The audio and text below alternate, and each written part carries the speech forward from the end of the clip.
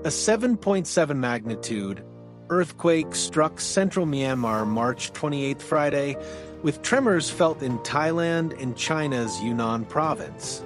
The quake occurred near the city of Sagaing at a depth of 10 kilometers around 12:50 p.m. local time. In Bangkok, residents panicked and evacuated high-rise buildings, with people running into the streets as buildings shook and water splashed out of swimming pools. The impact of the earthquake has been devastating, with reports indicating at least 1,644 fatalities and over 3,400 injuries. Additionally, 139 people remain unaccounted for. Rescue operations are currently underway. Disturbingly, many of the victims include Muslim worshippers who were gathered in mosques for Ramadan prayers when the quake struck.